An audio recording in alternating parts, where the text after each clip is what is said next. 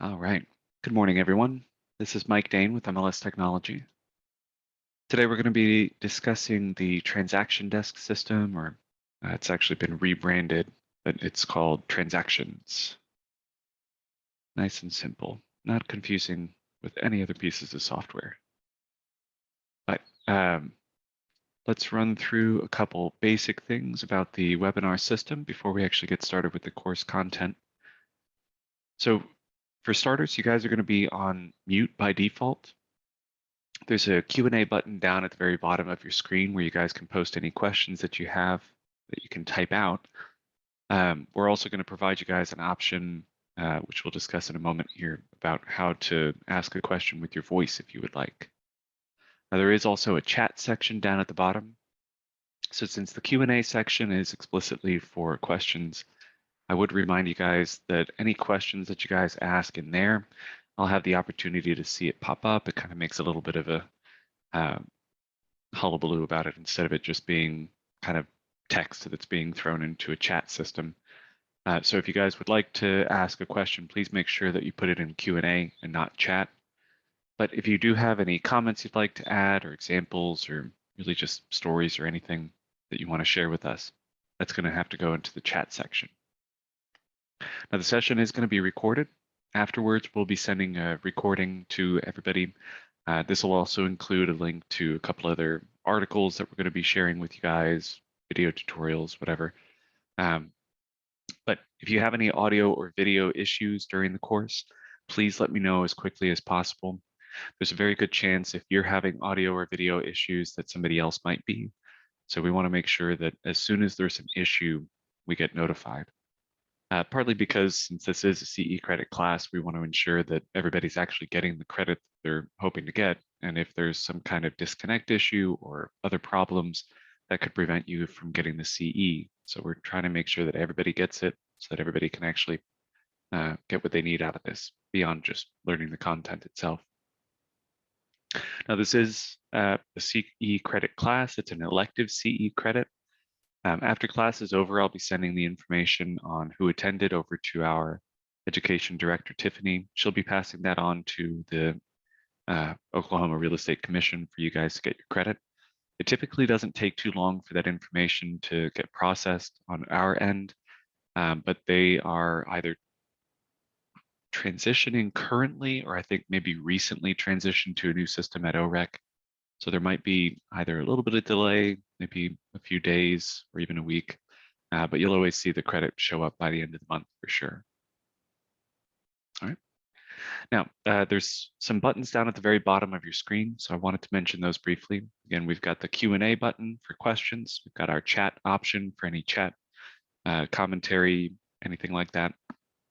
Again, make sure all questions go into Q&A. But for those of you guys who are maybe a little bit slow on typing, or maybe you've got a question that's a little bit too complicated to type out, there is a raise hand option down at the very bottom of your screen. I'm going to be using this just to make sure that everybody's available and listening.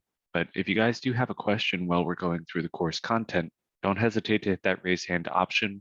We'll get you unmuted and you can ask your question without any issues. And actually, speaking of which, if you guys are joining us on a mobile device, you'll have to tap the screen in order for those same buttons to appear, but especially important since typing on a mobile device can be even more clunky than typing on a computer. Make sure you guys recognize where that raise hand option is. And if you do have a question, don't hesitate to hit that. Now, I'm going to be launching a poll here. Since we're about to hit 9:05, we're just going to consider this the beginning of class. So if you wouldn't mind, please answer that poll that's popped up there. This is also going to be part of how we justify you having attended the class. So I do need to see that everybody has actually responded to this poll in order to get the CE credit.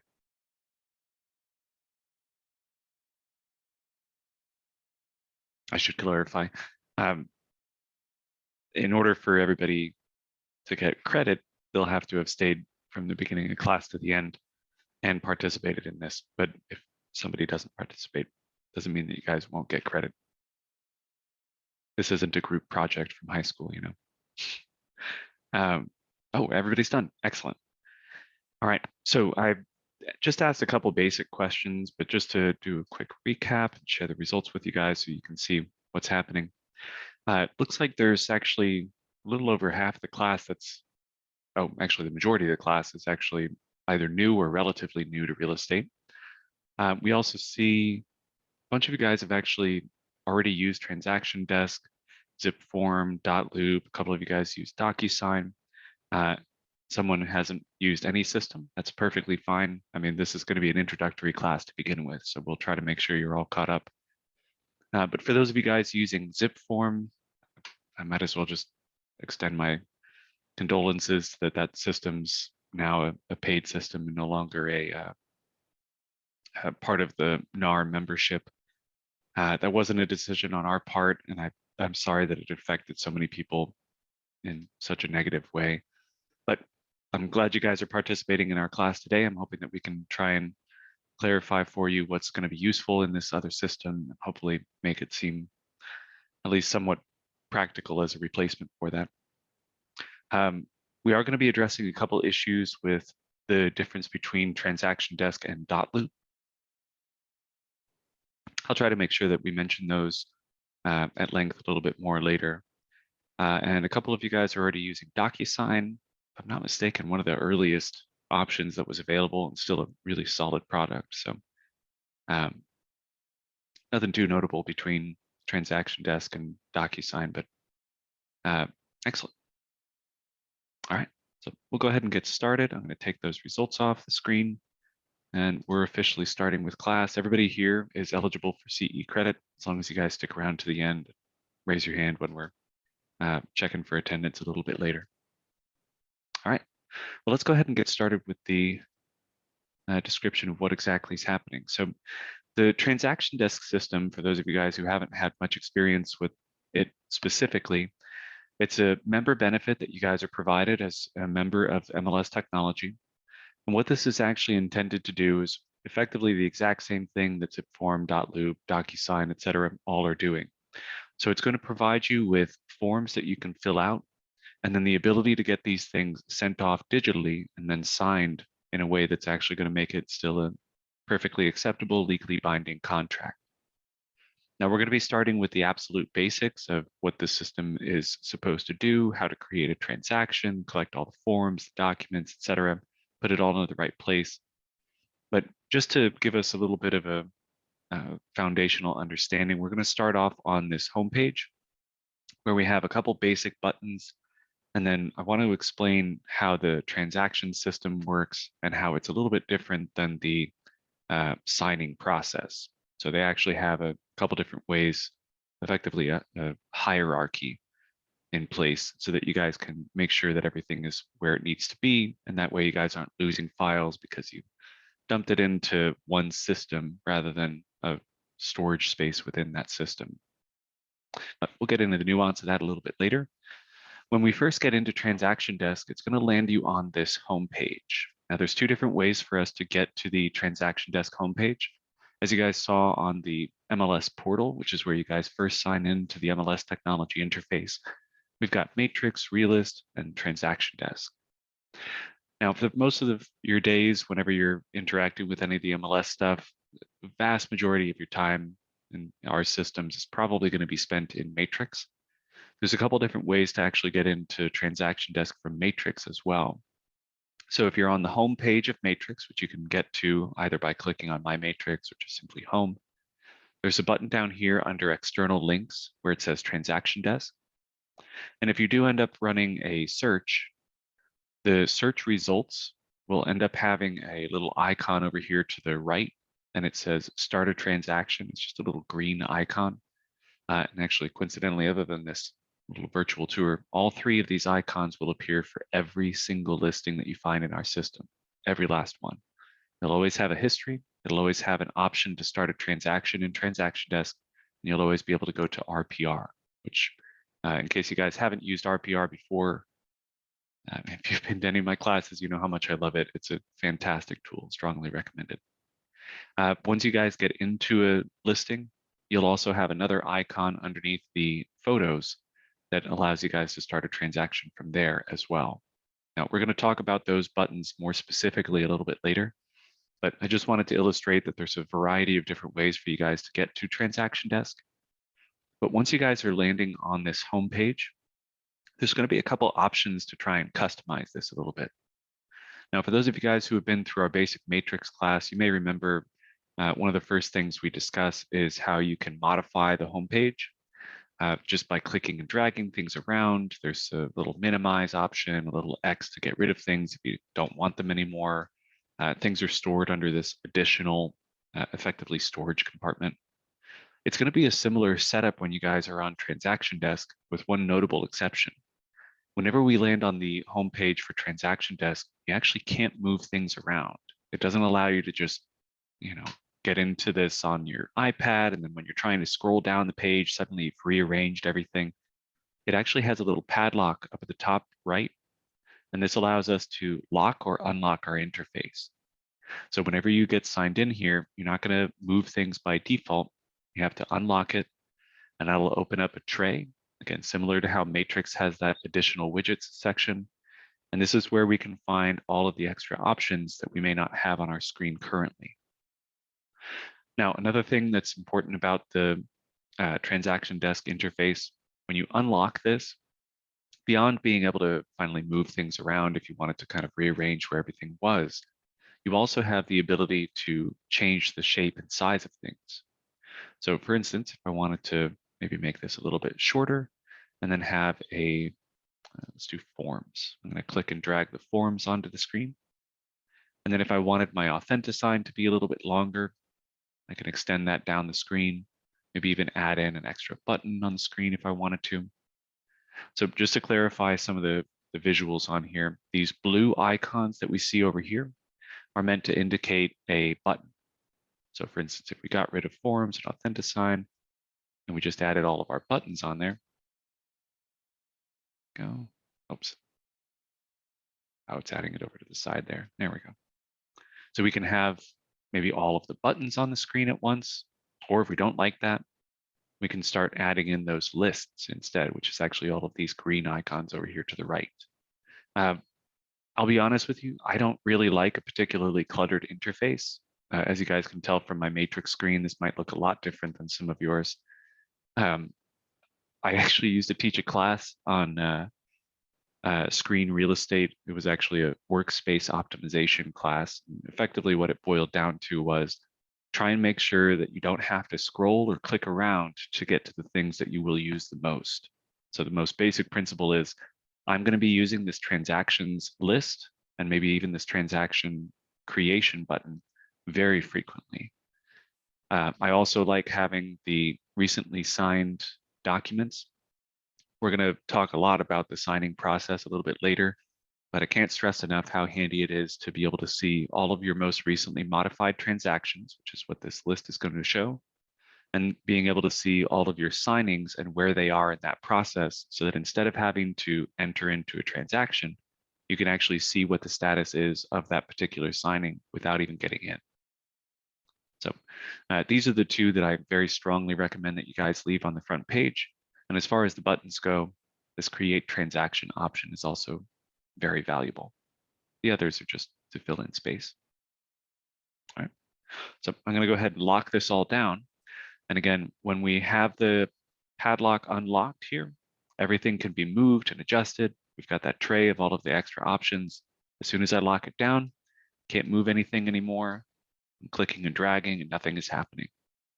So now that we've actually gotten our homepage customized, let's actually now start talking about the transactions themselves. So this is a concept that we actually get a lot of phone calls on, and I wanted to try and make sure that you guys are starting off on the right foot. So the transaction desk system boils down to effectively just a bunch of folders that you guys have effectively like some extra interaction capabilities with. So try to think of these transactions as the folder where you're dumping all of the information that you might need to have for this particular transaction into one location. This is going to include any of the forms that you're going to need to fill out for the transaction itself, any of the inspection reports, appraisals, any of the tax record information, effectively anything that you guys might need or even just want into effectively just one big folder. Now, when we hit this create transaction button, it's not going to start off asking for everything that we need. What it's going to focus us into is what's called the transaction wizard. That beginning process is going to ask for only one thing. Notice the only red asterisk on this is the name. So when we're creating a transaction before we've added in anything else, we just need to give it a name. Now, the naming process doesn't have to be something particularly complicated. It can be as simple or as complex as you want. My strong suggestion would be always make sure that you mention who you're interacting with, and it would also be important to recognize what the address is that you're working with. So not only do you have the participants that you're going to be working with, but also the property that you're going to be working with. So in my case, what I'm going to do is I'm going to say Washington, and I'm going to put in the address of the property that I'm going to be working with. So this way I can quickly and easily identify things by both maybe the property, if I kind of forgot who it was, like maybe I'm already working with buyers. So Washington might not be who I'm working with at that moment, but I also still see the property address. So just an easy way to kind of prevent any confusion on my part. But if you guys have your own naming conventions, please oblige those instead. This is all just recommendations. Now, the next section down here is the template. Again, notice the rest of these do not have any requirements associated with them, but these could be crucial to how you guys are operating. The template section here may or may not appear. It's going to depend on whether you or someone in your office has actually already created a template. We're going to be discussing the templates at the end of class. I want to make sure you guys understand how this works. It's extremely useful. It'll save you guys a lot of time. But since we're going to be starting off with effectively not having anything, I want to just avoid this for now. If you guys don't see this though, don't be worried. That just means that you haven't created a template yet. Now the next section down should appear for you. There is actually an option, this is going to be on an office by office basis, where they can turn off the type option and instead only use a template. This isn't particularly common. If you guys notice that that's the case, those templates have probably been created by someone in your office that's very familiar with what they're supposed to be doing, and those templates are probably going to be pretty reliable as well. But in the interim, this type option should appear for everyone on every transaction creation, and it's going to allow us to choose between whether something is going to be a listing or sale, and it's broken down by commercial, condo, residential, or vacant land. Now, in our case, I'm going to be doing this from the perspective of a residential listing. This means that I don't have any information in the system quite yet. There's not even a listing number quite yet. All of the information that we're going to have to start adding into the MLS, checking on the tax records and all of that has yet to be done. We're going to just be in the very initial stages. Now, that means that we have the option to import some data from, in this case, Realist, which is our tax record system. But we also have the ability to import from either a previous listing, or maybe if we're doing this from the perspective of a residential sale, the listing that's active currently. Now, since we're going to be starting from scratch, I'm going to just leave this on select source. So we're not going to have any import from either the MLS or the tax records. But in case you guys want to use this, and especially for those of you guys who kind of want to streamline your process, this Realist system is a perfectly valid option. All you need to do is just choose the county that you're going to be grabbing the property data from, and then enter the tax ID. If you don't have the tax ID in hand already, that's perfectly fine. There's actually a tax search button over here to the right, which means that you can either put in the tax number. So like if I'm putting in Adair, I've got a tax ID, cool. I can go ahead and just create the transaction and I'm good to go. If I do need to run a search, so for instance, if I actually had Tulsa and I had a specific property that I wanted to search, I can click on this tax search button, choose my county, put in my street information. There we go. Run my tax search. And without hardly putting any information in whatsoever besides just the house number, street name, and the city, I was able to find a tax record for this. Select it, we're good to go. Now, again, we're going to be starting with something that's blank, so I'm not going to have anything filled in by default. But a little bit later on, I'm going to show you guys what it looks like when you do an import, both from the perspective of a tax record, as well as from the perspective of a listing. Now, down here at the very bottom, we have an Add Me As The. This drop down here is going to allow us to choose between whether it's me as the listing agent, the selling agent, neither, for those of you guys who are admins, or both, if you guys got lucky enough to nab both the listing and buyer.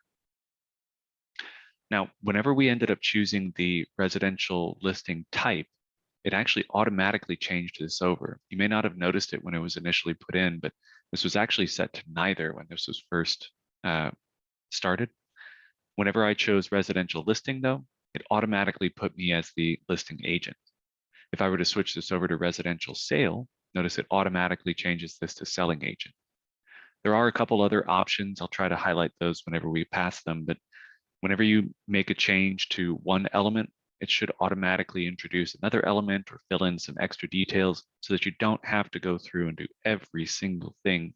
That'll try and help you guys streamline that process a bit. Now, the last option on here, this Use Wizard, we've had people that have been using Transaction Desk since the day we initiated it and have continued to use the wizard just because it is an extremely helpful tool. I do want to try and reinforce the value of this. So we're going to be using the wizard while we go through this today. And I think it'll highlight for you guys that this is actually an extremely important step. But we've got everything that we need for now.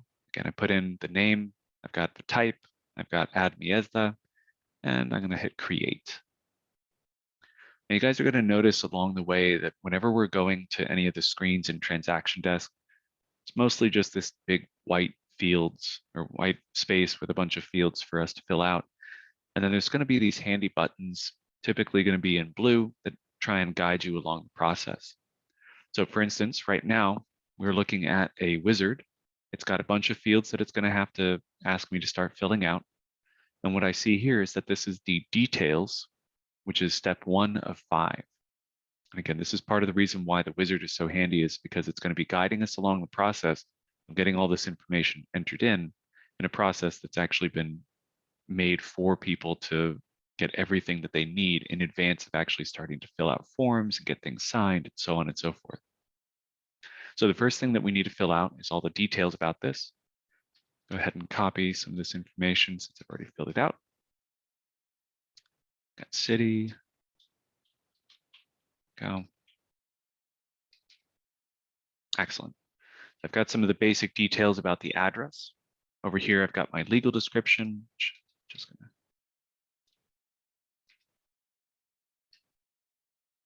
Oops. Whatever. That'll work. All right. Up here at the top, it's got property type. Now, if you remember when we were choosing our transaction type, we did choose residential listing. It's not going to assume anything though. Over here, I still need to switch over to residential. We don't have an MLS number. We don't have the year built. You know what, let's put something in. Perfect. A little further down, we have our list price, sold price, balance, blah, blah, blah, blah, blah. If you guys need any of this extra information, you can put that in. But for now, I'm just going to put in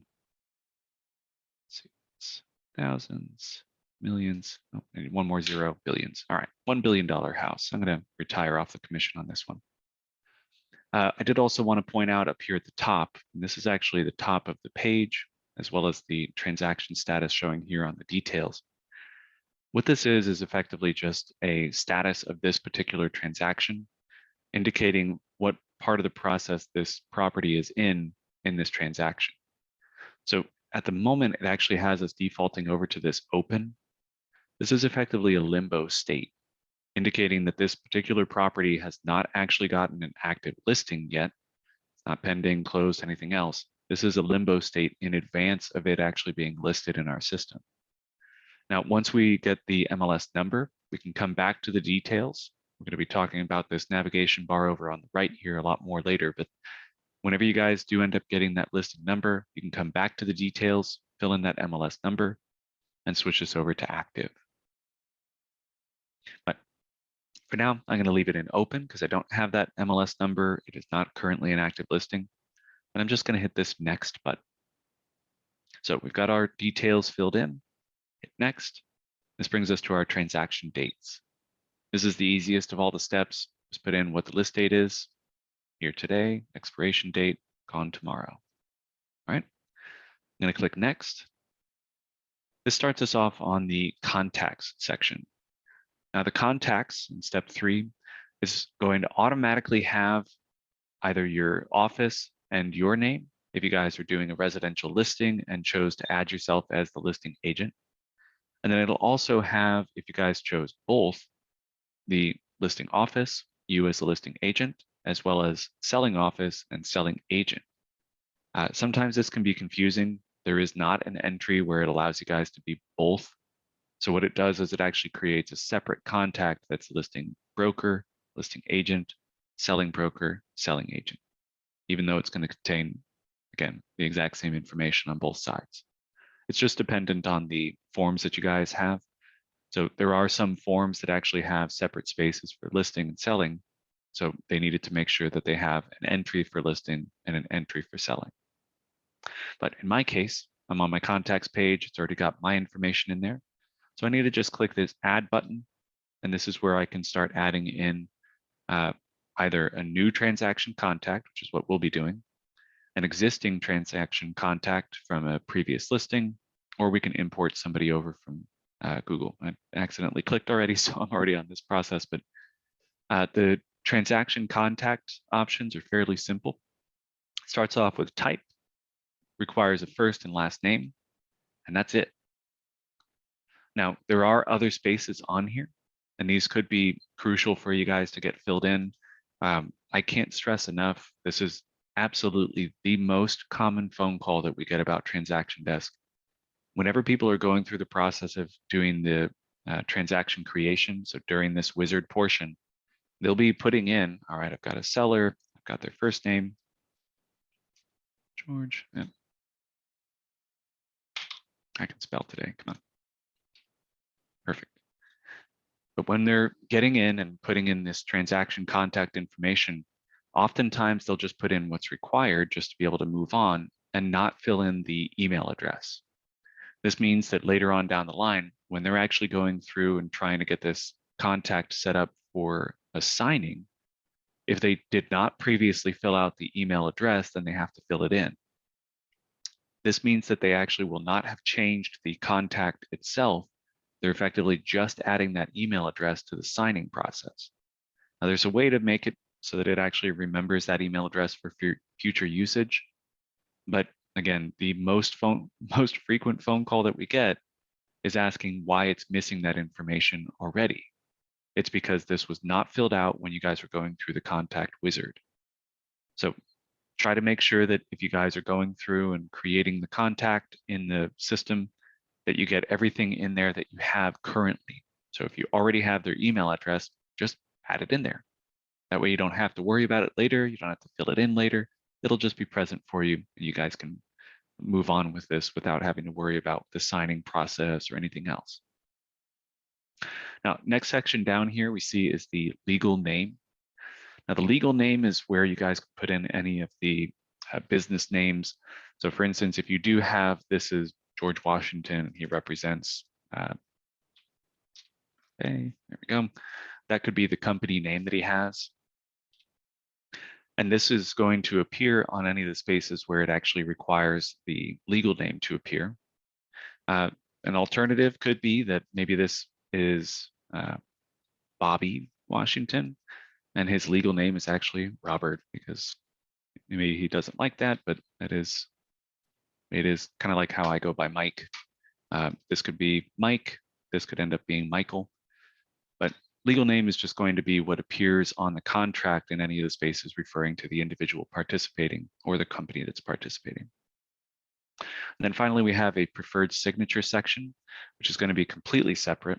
Now, the reason why they actually have a preferred signature option is that if somebody does have the way that their name is going to appear everywhere else is their technically legal name, but the way that they prefer to sign is different. So like, for instance, if I just wanted to have Michael on everything, I just leave first name, last name as it is, and then preferred signature could be Mike. But in our case, George is just going to use the preferred signature that starts as a default, which is just his first and last name, and we're good to go. So effectively, if you guys are on the forms later on, you'll notice that the legal name by default, if we don't manually fill in a legal name or even a preferred signature, it's just going to automatically use George and Washington. So the only time you guys actually need to manually fill these in is if there's some variance there. Company name, different legal name, preferred signature, nicknames, things like that. Now, finally, the preferred initials section. This isn't something that you guys have to fill out by default as well. J or GW is going to be his initials. It's just going to automatically recognize that. But if we do have instances where there's somebody that has the same initials, like a husband and wife both have, like if my wife's name was Michelle and I was Michael, we would both have MD as our initials. So I might need to actually add in something else in here just to make sure that we've got that filled out properly. And for the history buffs, I have already forgotten what George Washington's middle name is. I apologize, but you guys can fill that out in advance if you need to. Now, the final step on here is add to address book. When we're going through and creating a transaction contact, this add to address book is actually selected by default. This means that whenever we add in George to this transaction, not only are we adding him to this transaction, but we're also adding him to this little icon over here to the left. This is actually your effectively transaction desk Rolodex. Now you can import contacts over from another system if you would like to make sure that you have everybody in there already. But instead of doing that, you guys do have the option when you create a contact, just add it to your address book. That means that whenever you guys have finished up the first transaction with that investor you're going to be working with a lot, the next time you guys go through this process, instead of clicking on add and then doing new transaction contact, if you've worked with them in a transaction desk transaction before, you click add existing contact and you can see the list of all the people that you've worked with. And in this case, apparently I've had George Washington multiple times instead of just selecting him and using him the next time around. Now, one other thing I wanted to address, we're going to go ahead and add George's wife. We're going to do create new transaction contact. I wanted to point something out. There is an address tab that's over here for any of the contacts that you're creating. Notice when we get to the address screen, it's just got a bunch of blank fields, and that's it. If I go back to general, choose seller, I'm going to add Martha, George's wife. And again, since I already have her email address, I'm going to add that. When I added her as the seller, come back over here to this address page. Notice there's a new field up at the top here. Check that checkbox, and it automatically adds in the property address information for this particular contact. Since it's a seller, it just assumes that you might need that information from the information you've already provided. So instead of having to manually refill in all of the information or copy paste it again, we check the checkbox, fills it in for us, and we're done. Easy peasy. And then one last thing to mention about adding contacts, and then we can move on. You notice that whenever we added George, it was the same email address that we're using for Martha. So both of them are going to be using this same email address, and that's perfectly fine with Transaction Desk. I do know, as far as I'm aware, they haven't changed this yet, but I do know that .loop currently has a restriction that says if you do have two contacts with the same email address, it won't allow them to keep that. You actually have to have a separate email address for each individual. I mean, that's not true of physical mailboxes. You can have entire families that live at one mailbox. But the assumption is that if this is an email address that's meant for an individual, it's meant for an individual and that's it. But for those of you guys who have been in the industry for a while, or even those of you guys who, like me, have some friends from ORU, they have shared Facebook accounts, shared Instagram accounts, shared email addresses, even from the time that they're in their 20s, let alone the time that they're in their 80s. So you may find that that's a relatively common thing. Transaction Desk just doesn't care. There's going to be some security measures that we'll discuss a little bit later to ensure that Martha and George only sign as themselves, even though it is coming up to the same email address. But we'll talk about that when we get to it. So for now, we got George added, we got Martha. I'm going to hit save, and we're all set. So that's it for our contacts. Oh, and Nikita asked, Is there a maximum amount of contacts that can be held? As far as I know, I don't think they actually have a maximum. In fact, actually, I've seen at least a dozen or more transactions where there was even multiple sellers. So beyond just the two, there was like 3 or 4. Same thing goes with buyers. I mean, you can add in a pretty hefty list of people. From a practical perspective, they might not always be necessary, but yeah, as far as I'm aware, there is not a limit to how many people you can add. That's a good question. All right, so I'm going to click next. Again, we're just following along with the wizard. If I needed to go back any steps, I can hit previous, I can hit next. But there is a button down here at the very bottom that says save and exit. Now, coincidentally, this has actually been floating down at the bottom there on all of our steps that we've been going through. This save and exit option is actually allowing us to save the information that we've already added through the wizard, and then we can actually come back to the wizard later and pick up where we left off.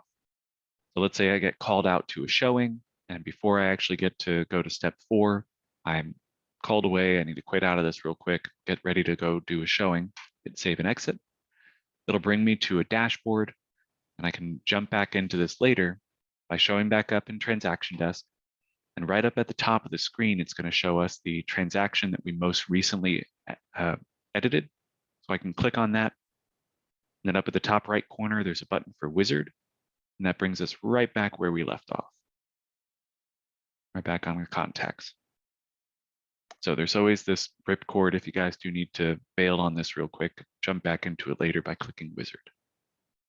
But we'll talk about the address or the navigation bar a little bit more later. All right, so now that we're on to step 4, I'm gonna click next. This is where we get into the difference between forms and documents. Now, most systems, those are gonna be synonymous. In Transaction Desk, they wanna differentiate between those two. The forms are gonna be everything that's interactive. This means that these forms are gonna have spaces that are gonna automatically grab some of the details and contacts and dates and fill those in for you without you having to manually do anything. Now, all of those forms are going to be found under the Add option. When we click on Add, it presents us with all of the different folders that are available to us. Most of these are going to be geographically located. So we've got Ada, Bartlesville, SOAR, Sober, Texoma. But there are going to be a few that are just generic, just effectively repositories of the absolute basic stuff. Coincidentally, all 5 of those are right next to each other. We've got commercial forms and contracts. We've got the membership details. This is going to be if you guys need to add edit forms or an unlicensed assistant, whatever. We've got the MLS specific forms, which we'll actually be covering at the end of class. We've got all of our lease options for property management. And then finally, we've got our residential contracts and forms. Now, since we're doing a residential listing, and we're just going to do this from the perspective of anybody in our system, so we're not going to grab from Ada or Bartlesville, SOAR, or whatever. I'm just going to go into the generic option here. When we click on this residential contracts and forms, it's going to present us with a list of all of the different forms that are available in our system. And unfortunately for you guys, that list is pretty hefty. I mean, there is a ton of stuff that's in here. The vast majority of the time, you guys might be already aware which forms you need. So up here at the top right, you might want to start using this search function. Because again, this list is huge. Finding whichever one it is you're needing on here could take a little bit of time when you guys can just type it in up here at the top. So in my case, I need the exclusive right to sell. So I'm going to type in the word exclusive, since that's a nice, easy word that's going to be able to help me track down the exact form I need. Because right to sell might pull up a bunch of different stuff. Listing agreement might not be a part of the name, whatever the case may be. Exclusive is certainly going to be in there. When I scroll down through here, you notice that it shows me the names of the form, and then there's this little black text that shows up underneath. Now, those already probably look familiar. These are the folders that these forms are contained within. Now, here I've got GTAR listing agreement. Now, that's not the one that I want. I want the basic OREC one. Here we go. This one's labeled OREC, listing agreement, exclusive right to sell. Oh, wait, this is the one that's in SOAR. Oh, here we go. OREC, listing agreement, exclusive right to sell. So if this is the form that I want, I can click on the little checkbox over here to the right, you notice that my basket increased by 1. So that means that I've grabbed the form that was under the residential contracts and forms folder, and I've only added 1 form to my basket. But wait, when we were looking at this, I checked the checkbox for this 1 form, but it looks like it also checked that checkbox for the one that was in the SOAR listing. All that's indicating to you guys, just so you're aware, is that SOAR, and in this case also ADA, have the exact same form in their folder. So that doesn't mean that they're different versions of the form or that they're regionally specific. These are all just the basic OREC forms. It just happens to be that they also wanted to make sure that it was available for those agents that are in SOAR under a listing folder. Always keep track of what your basket has had happen to it, because if you do end up checking something and you're like, wait a second, I didn't check that one as well, just uncheck it, check the one that you wanted again, see if it actually checks it. Your basket increasing by 1 indicates that you guys have actually just grabbed 1 document, or excuse me, 1 form. Now, next we need to add in, let's do the lead-based paint disclosure. So I'm going to show you guys again the reason why I like the search over pretty much anything else. If I go into my residential contracts and forms, and I'm looking for the lead-based paint disclosure, I'm going to scroll down here to the L section, and wait a second, K, L, N, no, not even any M's in here, but none of these are the lead-based paint. All right, I'm going to do lead. Disclosure of lead-based paint. That's what I'm looking for. And I can see disclosure of lead-based paint, sales, that's me, residential forms and contracts, perfect. Check the checkbox.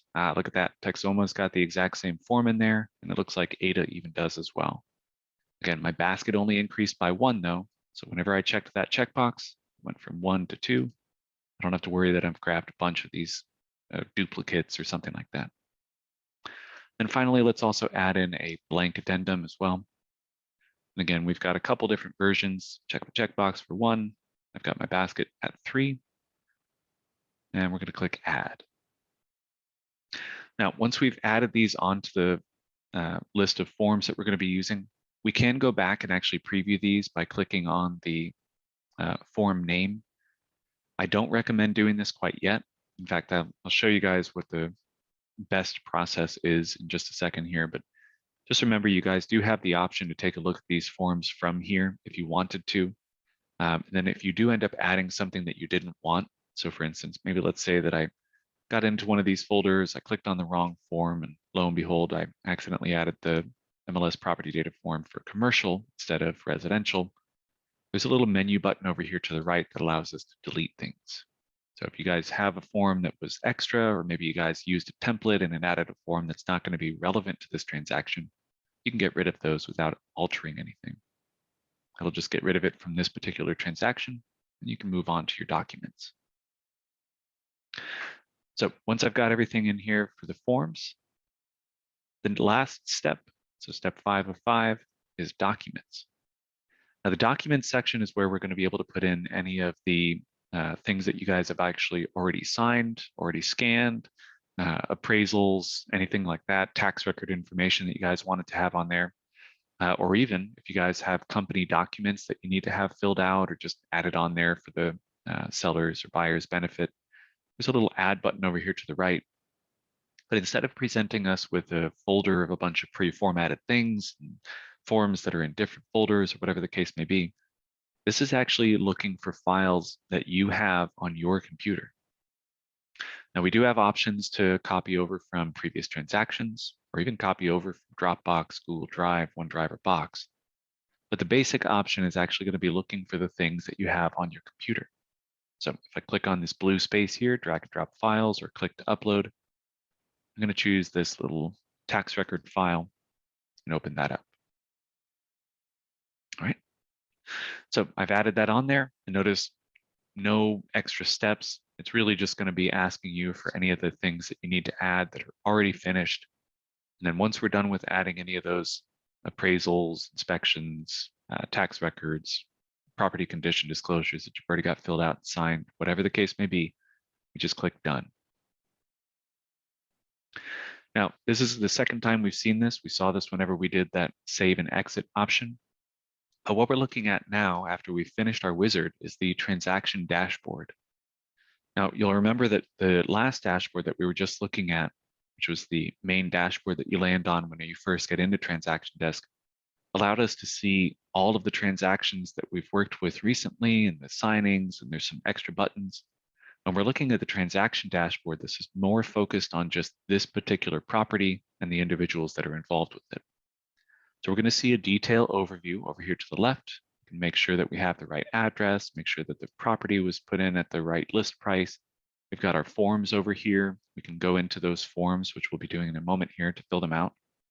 And then we can also see our documents. On the transaction dashboard, when you guys first click into this, it's going to be pretty cut and dry. Over here on the right-hand side, though, is where we see all of the options. Because again, this is going to be just obliging your screen real estate with the things that are most crucial. If you guys needed to jump into a checklist that you guys have been working on, or make sure that you had all your tasks done, or even put in call logs, you guys can use this as effectively a one-stop shop for anything with this transaction, including call logs, checking the history, title order, there's a marketplace in there. I mean, it's just a ton of different things you can do. But what we need is just to get the forms filled out. So there's a go to forms option here. And there's also a forms button over here. We also have the go to details option in case we finally got the listing put in. We can put in the listing number. I can click go to details here, or I can again do that over here on the right. So just remember that this navigation bar over here on the right is directly tied to this transaction. Again, for some context on why I'm trying to harp on this for as long as I have been, this is the second most common phone call that we get. So again, having contacts without email addresses is the most common thing that we get a call on. Not knowing how to navigate around the transactions, or accidentally creating duplicate transactions because you guys have lost track of where the forms were added previously, or whatever the case may be, can get a little bit confusing. So just remember, these buttons over here on the left are going to be for the system as a whole. If I click on this dashboard button over at the top left, this is my agent dashboard. If I click on this home button, this is showing all of my transactions in the entire system. Click on the signing button, this is all of my signings that I've ever initiated. But if I'm actually in a transaction, going back to my Washington one, it's going to present me with this navigation bar over here on the right. This is where we're going to be able to navigate within this transaction. So if I go to my forms button over here, and I want to fill out this particular form on this particular transaction for this property, I click on my listing agreement, and it's going to show me the address that I've already added on here. It's got my legal description that I errantly turned into a gigantic mess of characters. It's got my list price already.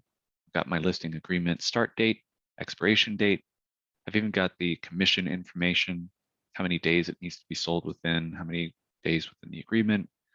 And then down here towards the bottom, it's already got my office, the seller, and even their email addresses. So it makes it really easy to just be able to dive right into getting the extra details filled out. Speaking of those extra details, like I mentioned, there was the commission that hadn't been filled out, some other extra things. All of those are just going to be these blue spaces. So beyond the information that we filled out when we were going through our details and our contacts and whatever else automatically being added, there are going to be some things on the forms that we did not have a space for that might only ask for it on one form. So instead of it being something pervasive like an address or contact, it's just something that needs to be filled out on a form by form basis. So in my case, say 10% commission, that sounds great, especially on $1 billion property. Has to be sold within, let's do 1 day. All right, scroll down here to the bottom. I've got a couple extra blue spaces that need to be filled out. In this case, it's actually an is or is not. Now, if we check one and decide, oh wait, actually they're not authorized to place a lockbox, I'm gonna just check is not instead. Notice how it automatically unchecked the contradictory option. So you can't have both checked at the same time. So if I check one, check the contradictory option, it's gonna uncheck the initial choice. And then finally, you may end up noticing some sections that have lines. but it's a gigantic blue space above it. As soon as you start typing, it may end up removing the lines underneath it. When we get to the blank addendum, that's going to be a perfect example of that. But other conditions used to be one where it had those lines on there. It does not anymore. We just had them remove it from it. Now, we also have a special option. So we have the checkboxes. We have the spaces where we just type in numbers, which will automatically be turned into the right format for how a number should appear. But the dates are also going to automatically be formatted as well. So for instance, accepted this, excuse me for a second. Accepted this blank day of blank blank. Now this is appearing a little bit different than where we saw the dates earlier. When we were looking at the agreement date and the expiration date, it just dumped some numbers in there. It didn't bother with putting in March 2nd, 2022. It was just putting in 32222. Let's scroll back down. Same thing goes down here, except when I click on this calendar option, let's say March 2nd, it's going to say accepted this second day of March 22nd or March 2022. So it changes the format so that it's appropriate for whatever the field is that it's actually being used on. So if you guys do end up needing to, change any of this stuff, you can just click on that calendar and make that modification. All right. Now, one other thing that I wanted to mention, and this is actually a recent addition to the system. Let's say that you guys do end up getting to a screen and you're like, oh, wait a second. Whenever I was adding in my price for the property, I accidentally added in one too many zeros. This is actually supposed to be a $100 million property. If I remove that zero, click away from it, it automatically changes my format. So it's no longer 3 commas. All right, that's perfect. Whenever I save this and exit out of it, so this save and exit button up here at the top, if I go back to my details, you'll notice that it actually automatically changed my list price to be appropriate. So it used to be that if you ended up changing something on one form, it actually didn't bother to go back and make any changes to any of the other details. Now we actually have that changed so that we can see that this has been turned into, oh, where's our list price? There we go. To the 100,000 instead, or 100 million instead. And again, if I make a change back here again, go back to my forms, save my changes, yes. It'll be back to the tres comas. Got my full billion in here. All right. Now, another thing that I wanted to mention, this save and exit button is effectively a nice, easy way to make sure that we've gotten all of our changes saved before we go. But I also wanted to point out there's a bunch of other buttons up here at the top as well. This file option, which may be labeled on your screen if you're zoomed in or zoomed out enough, but the file option does have a choice to save. Now, if you guys are maybe sitting here on the screen for up to 2 minutes, it'll automatically save every 2 minutes. If you are getting pretty quick at this and filling out the forms in a lot faster time frame, which for those of you guys who've been around for a while, that's pretty likely, you may end up wanting to manually save this just to ensure that it's actually done. So you do have the option to save that manually.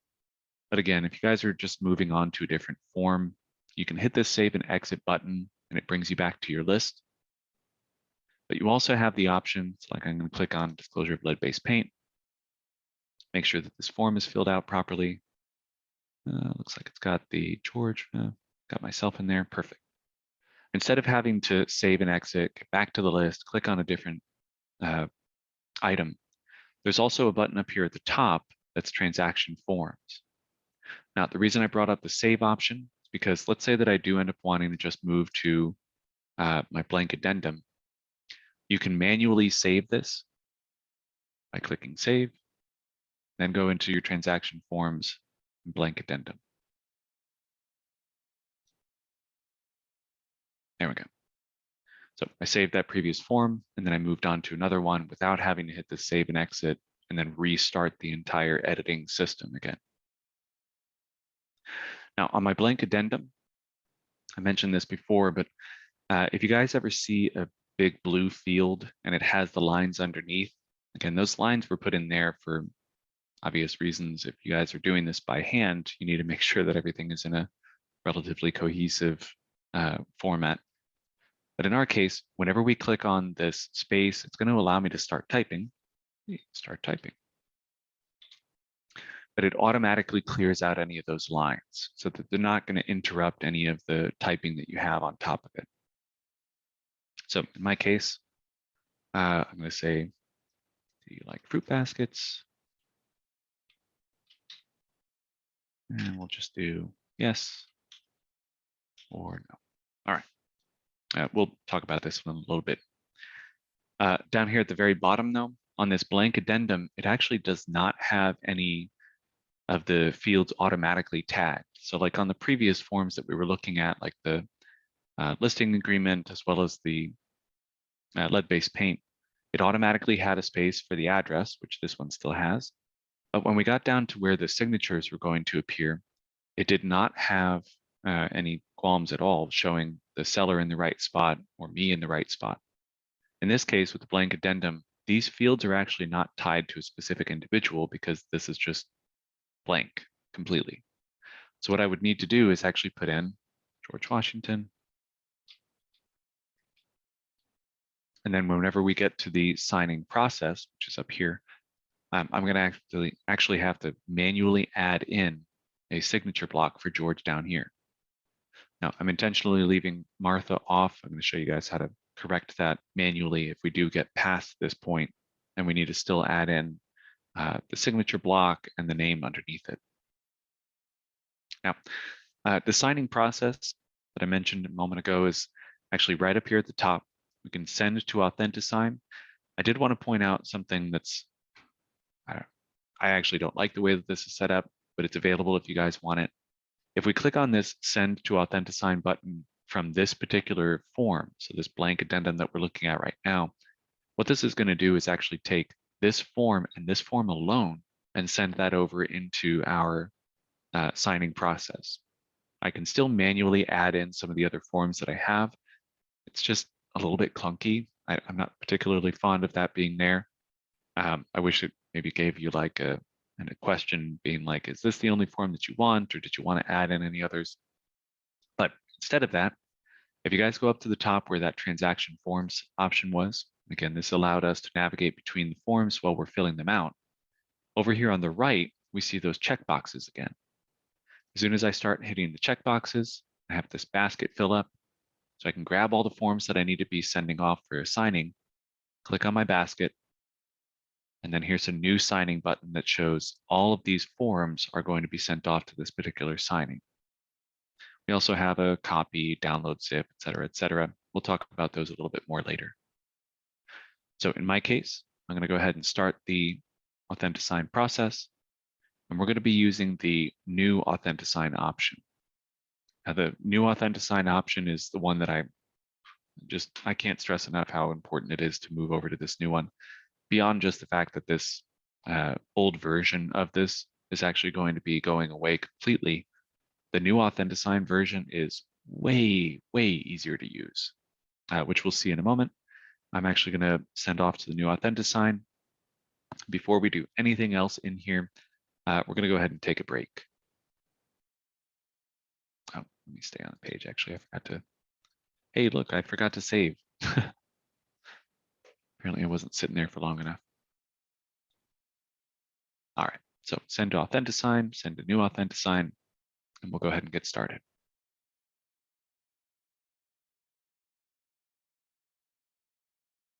Here we go. All right, it is just about 10 o'clock. So we're going to take a 10-minute break. If you guys wouldn't mind, could I get everybody to hit that raise hand button? I just want to make sure everybody's here before we go to break, and then we'll be doing the same thing after we get back from break. So at 10:10, whenever we're back, I'll have everybody raise their hand again. So Deidre, Julie, Mandy, Terry, if you guys wouldn't mind hitting that raise hand button. This is just to make sure that everybody's here, part of our CE requirements for OREC. Julie, Mandy, Terry, if you guys are there, if you guys wouldn't mind hitting that raise hand option.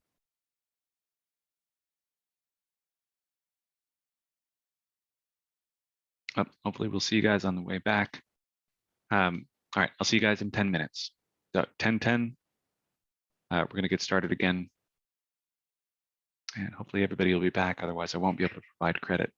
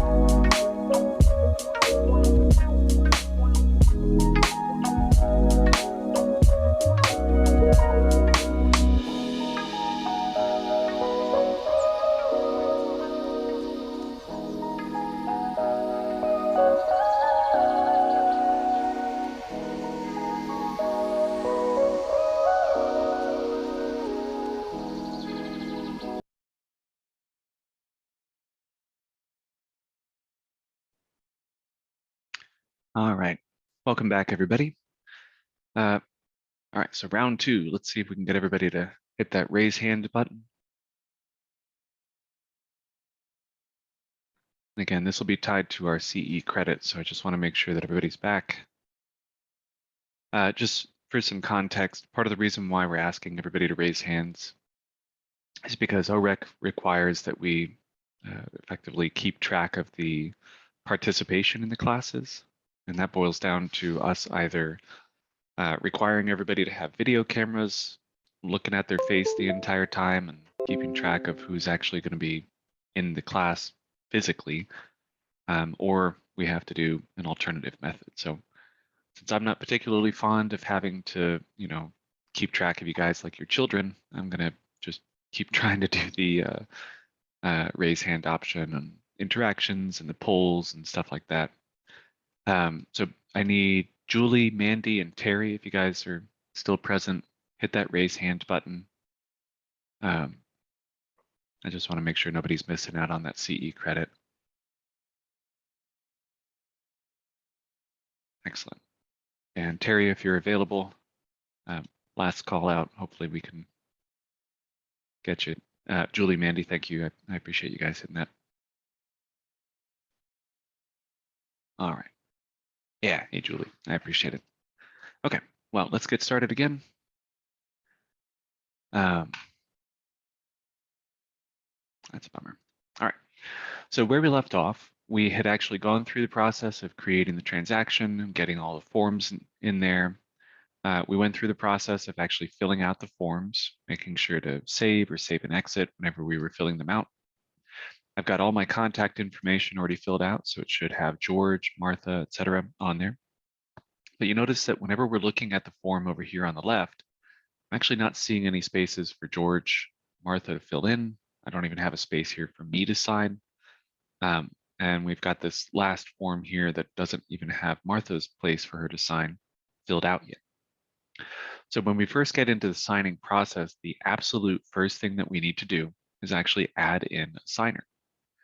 Now, the signers portion is what it starts us off with over here on the right. So all we need to do is just click on Add Participants. And in this case, I've already got myself as an option. I don't need to sign any of these forms immediately, so I'm not going to add myself.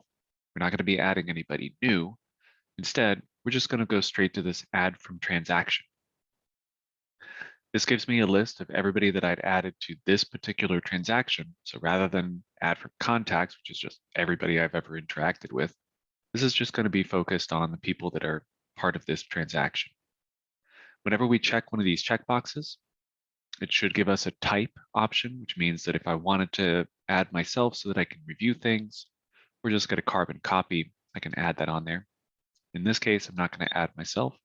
We're just going to go straight for adding in our two sellers. Now, both of these are going to need to be added as a remote signer.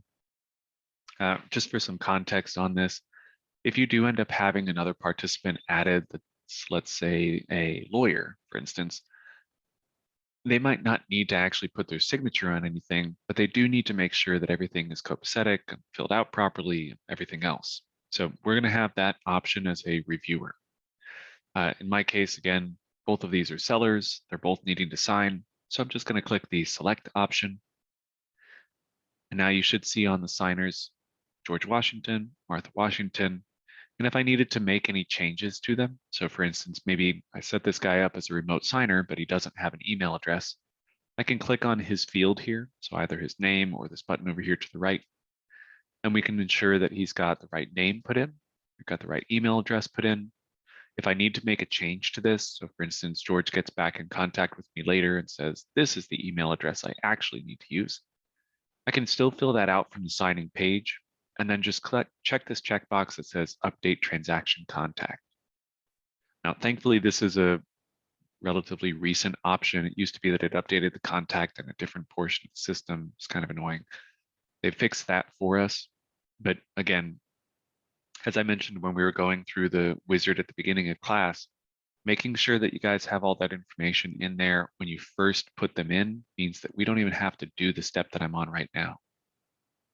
Now, I also wanted to point out, we mentioned at the beginning of class that the dot loop system allows for people to have, or doesn't, excuse me, the dot loop system does not allow for people to have the same email address. In this case, since George and Martha are using the same email address, if I want to guarantee that they're not going to be signing for each other, or at least do as much as I can to guarantee that, I can add in a signing pin. Now, the signing pin is something that I'm going to have to deliver to these individuals separately so that George knows his is whatever the number is. And then whenever I add in Martha's, she'll get a pin that's just uniquely to her. I'm going to have to probably call George, give him his pin, or text Martha and give her her pin, whatever the case may be. We also have one last opportunity to make sure that their signatures are the way that they want. So like if Martha wanted to go by Martha A. Washington, can put in her custom initials here, go, and hit save. And the same thing goes with George. If I did end up wanting to put in that pin, give him some custom initials, save. So now that they're both set up, I've got my signers all set up and ready to go. If I need to, oh, and somebody just asked, is the pin required? It is not, thankfully. Yeah, so if you guys do end up in a situation where you guys have people at separate email addresses, that pin, you can use it or not, it doesn't really matter. But since they do happen to be sharing the same email address, we just wanted to show that option in case you guys do have that situation arise. But yeah, no pin is required. The last thing to mention about the signers is just if you do end up having somebody that needs to sign first, so let's say Martha's the one that actually reads through things and George just signs off on whatever she says, I can check this checkbox up at the top that says set signing order. And this way I can ensure that Martha is actually going to be the first person to see these documents if she ends up signing everything after thoroughly reviewing it like she normally does, George can go through and just sign everything, assuming that she's made sure it's all correct. If you guys don't want to do that option, just uncheck the checkbox and you're good to go. In case you guys are curious, if you do not turn this on, so the set signing order, everybody receives the email at the same time. So whenever we initiate the sending of the invitations, Martha and George will receive their invites at the same time. So it might be beneficial, especially if you guys do have people at the same email address, to ensure that there is a signing order. So Martha gets it, she finishes her signing. George gets it, he finishes his signing. All right. And actually, it's notable to mention, since we've added our signers on here, that now that we're actually looking at our buyer and seller added, we should see that they've got the signing places added as well. So George now has a field for him to put in here. Martha has a field for her to put in there.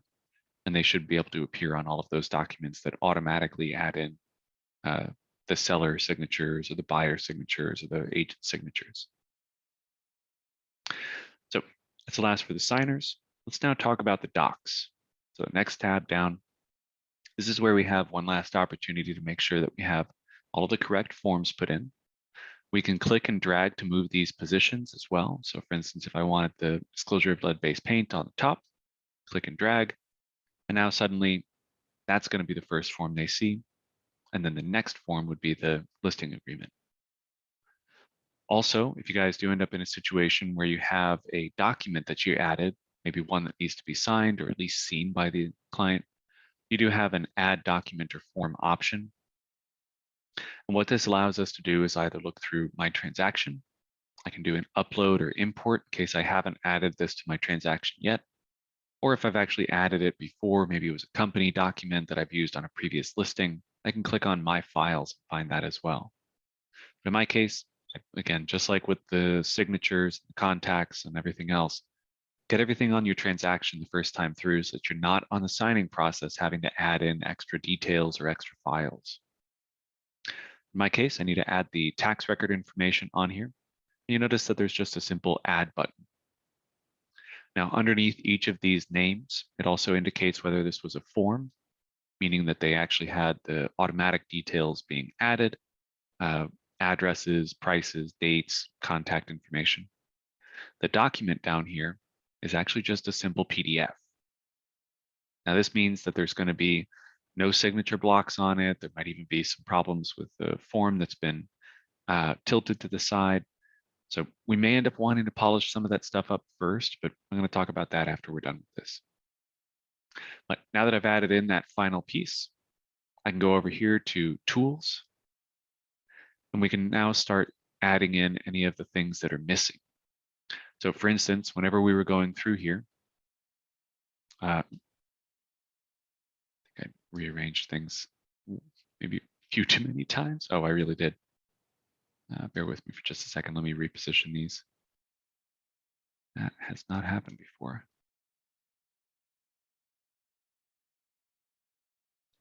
There we go. All right, everything back in its right place. All right. Now on this blank addendum, we actually had a couple different things on here that we needed to fill out. So again, I'm not trying too hard on this blank addendum to make it look like something real, but I did put in a yes or no question. In my case, I want to make sure that George is actually the one that fills out this yes or no option. And I also need to put in a signature block down here at the bottom.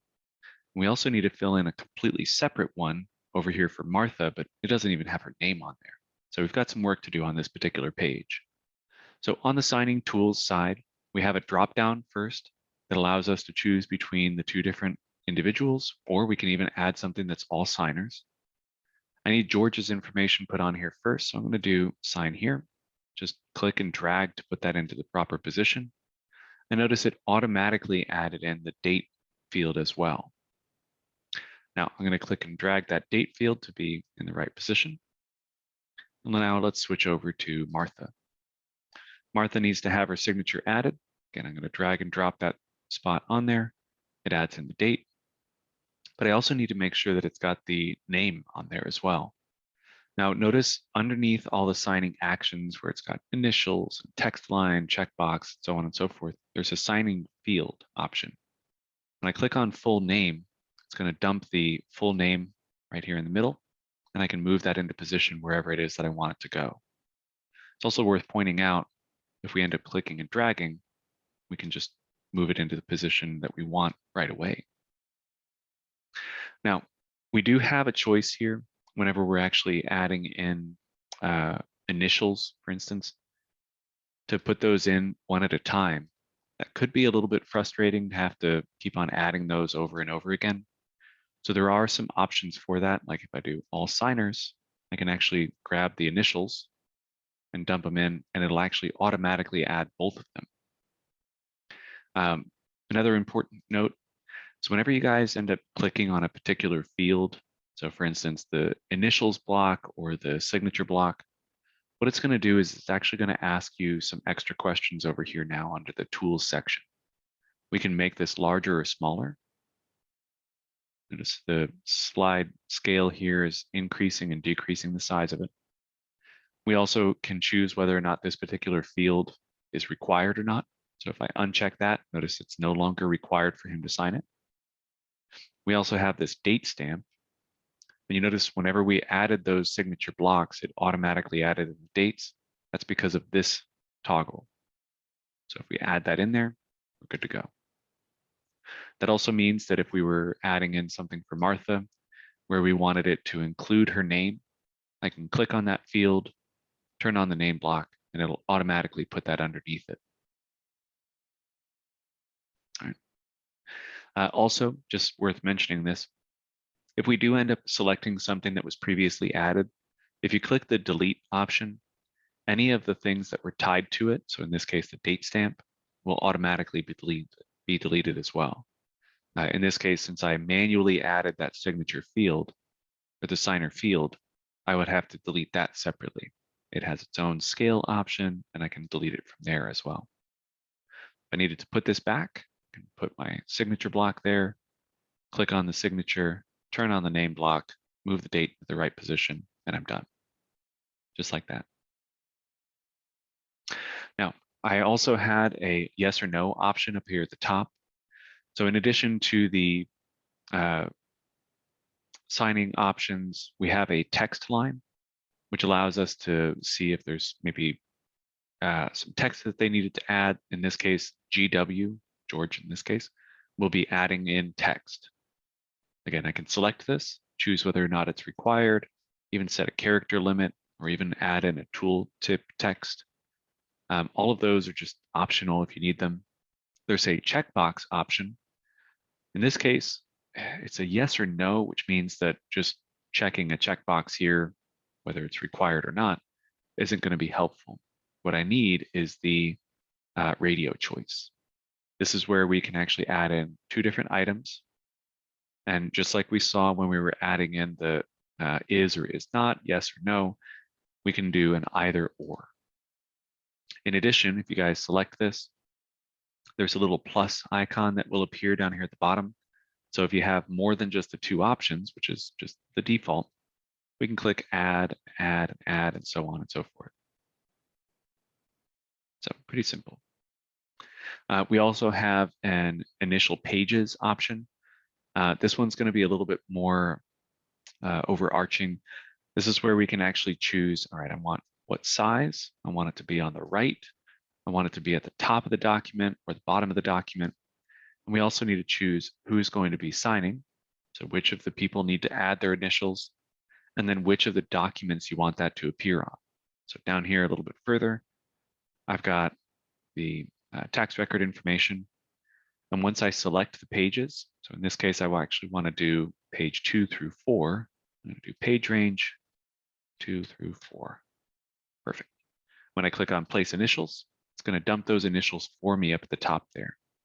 This makes it a lot easier to add in a bunch of initial blocks on pages that require that. If you guys have any forms that need that and don't already include it, I guess I should say. We also have an initial choice option, which gives us which one they would need to initial. So this is kind of an alternative to the check boxes here where it's the radio choice, click one or click the other.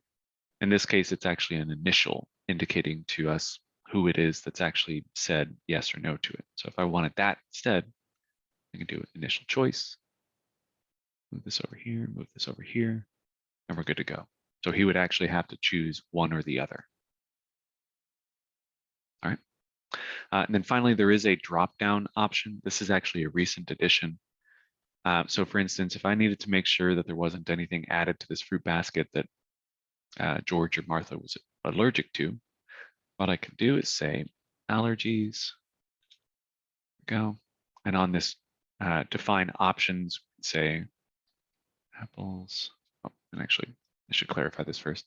Enter values separated with new lines to create a drop-down list. So apples, new line, oranges, new line, grapes, which coincidentally, I just found out that cats are terribly allergic to. That'll cause liver failure. Weird. Anyway, so in this case, I've added in this drop-down, but there's a small problem. I don't have any context for this. Now, George might be able to click on this and see in that tooltip there, it says any fruit allergies, but that's not clarified anywhere else. So whenever he's filling this out, it'll show, but whenever he's done with it, there's no context for this on the form. That's when we get down here to the bottom where we have the markup section. Now, markup is for you. So you notice whenever we're changing the different signers, like on George, we see all of these yellow fields here. These are all connected directly to the signer. If I switch over to Martha, notice now it's blue on all of these. Markup did not change any colors. This is meant to indicate that this is actually for you and you alone. So when I click and drag this, oops, when I click over here after selecting the text box, come on, there it goes. We can put in some text. So I'm going to put in any fruit allergies and we're set. We also have a highlight option. So if I wanted to make sure that this was actually highlighted, again, select the item, click and drag. There's also a line option. This one's a little weird. It's just going to be in whatever direction you want, click, drag. So it might not always necessarily be perfectly horizontal. I'm going to show you guys an alternative to that in a minute here. Also, if you do end up adding anything that you don't want, uncheck the box here. So like if I'm online, it's just going to assume that any lines that I want to add, I can do all at once. This is great if you guys have a whole portion that you need to block out. You guys can just leave it on that line option. But if you do want to get off of that, check or click the box again, select any of the items that you don't want. And you can just select them and hit the delete key on your keyboard. All right. There's also a freehand option, which is just whatever you want. Not particularly ideal if you're like me and have really terrible mouse control. And then we also have an ellipse. There we go. Ellipsy. Ellipse. Anyway. All right. So we've got everything in position the way that I would like it to be. I've got my initial blocks on the tax record information, got some details on here.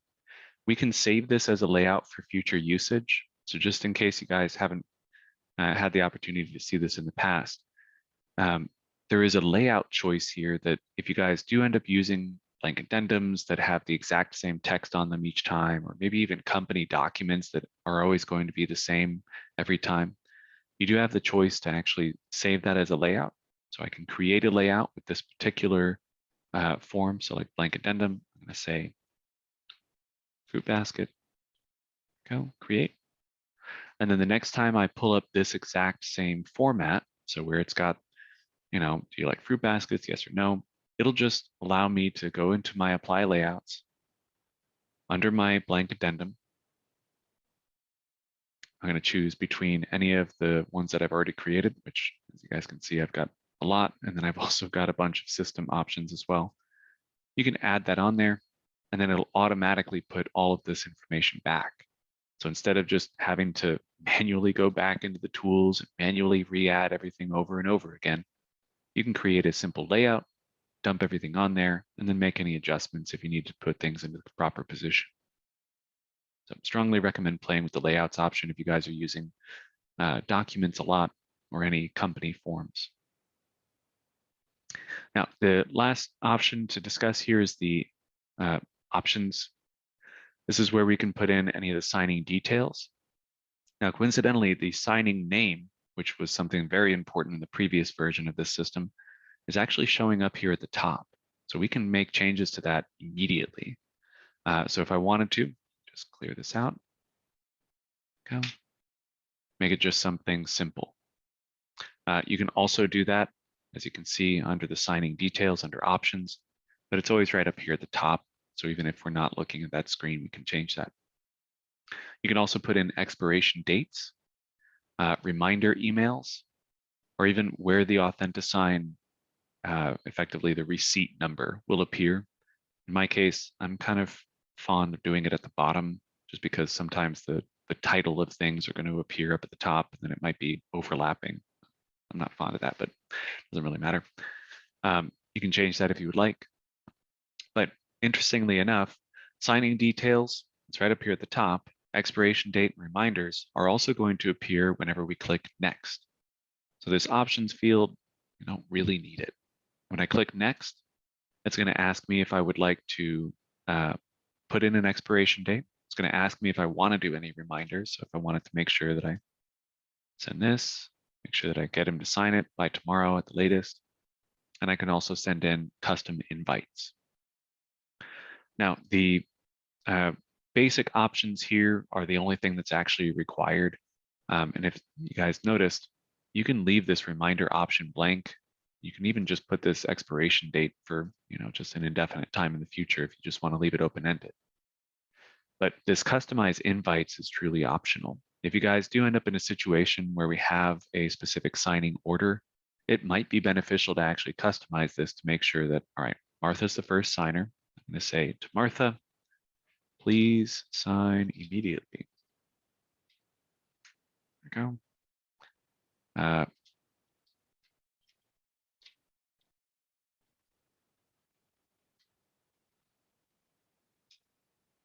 Perfect.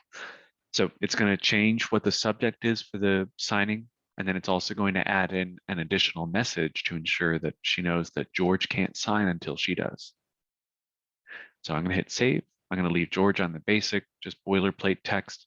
That way what we can see is that George is actually going to have to do his signing on his own. Here we go. So now that I've sent this off, what's going to end up happening is that I've actually got, let me do that real quick. There we go. What I've got is the signings page.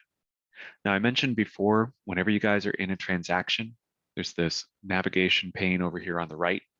This is all going to be found under the signings section. Now you'll notice that whenever we went through this, it starts us off on dashboard, details, contacts, then forms. Once we filled out our forms, we send it over to signings. Once everything has been signed, it actually takes any of those documents that have been signed and moves them into documents. So even though this does kind of seem like an odd arrangement of things, forms get signed. Once they're signed, they become PDFs that are found in the documents section. But we're going to take a look at that in a minute. Right now, I actually want to show you guys what it looks like on the recipient's end. So I'm going to start up a new window here. Perfect. Let's zoom in some. Yes. There we go. All right. So first and foremost, notice it's showing my name as far as the system has it. So training agent. So even though this is coming from transaction desk, it's still going to be showing your name on here. And that please sign immediately customization that I added is right up here at the top. So when I click on this, Martha's going to see a customized invite. It's got that custom subject up at the top. And then it even includes that additional message that I added on there saying, George can't sign until you do. All right.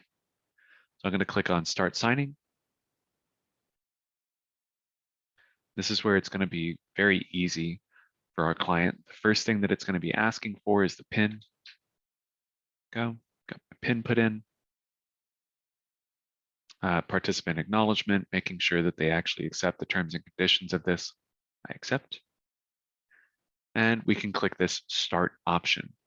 Now notice it's not actually asking us for how we want to sign or what our signature is supposed to look like or how anything is supposed to appear.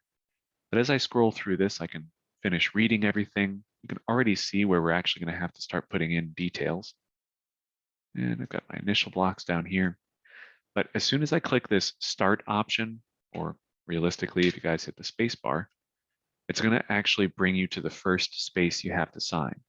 Once you click it, that's when it's going to start asking for either what style you want to do. Caveat, Christy, blah, blah, blah, blah, blah. There's a bunch of different choices. She is a little bit more fond of the fancy stuff. So I'm going to put that in there. She can also draw her own signature. So if she wanted to just keep it the way that she likes. Oop, cursor wasn't happy with me there. Yeah. She can draw that in manually, or I genuinely don't know how many people are willing to choose to keep a signature image on their computer. That just seems like a security risk to me, but it's available if you guys want it. If you guys have a signature you guys can upload. Cool. Very strongly not recommended. That's a huge problem. But in my case, I'm going to choose a style, put that in there, and set signature. Now, this already signed the first field that I chose, and it immediately brought me down to the next field. As soon as I click on this, it moves me down to the next field, click on it again, click on it again, again. Oh, and I'm done. So again, if they want to, they can close out of this and go back and make sure that they didn't sign away their soul or something. But realistically speaking, once they've clicked through everything, that is the end of the process. They can just click finish one more time or just complete signing on the first time around, and that's the end of the process. Now, the final page that they see after they're done allows them to print off what they just signed or even download it as a PDF, but it also provides them this signing ID. Interestingly enough, this signing ID is actually going to appear at the top of each and every page. So if they click on download or print, what it's going to show is that this is actually a legally binding contract, and this code right up here at the top, let me zoom it in so we can actually see that. This code right up here at the top is being confirmed right here. And coincidentally, this is also the same code that's going to appear at the top of George's forms as well. So even though technically it's his copy of the forms that you've already signed on your computer, it doesn't matter. It's always going to have that same signing ID because this is actually how Lone Wolf, who owns Authentisign, keeps track of each and every individual signing, so that they can go back and say, all right, this particular individual signed after they received an email at this email address, and then they started it on this computer with this IP address after putting in their PIN, blah, blah, blah, blah, blah. The only reason I mention this, because it does kind of seem like a pretty self-explanatory process, the only reason I mention this is because we previously have had banks, lenders, whatever, that did not like the Authentisign process. They didn't always validate it. They didn't always think that it was trustworthy or that people had officially signed things properly.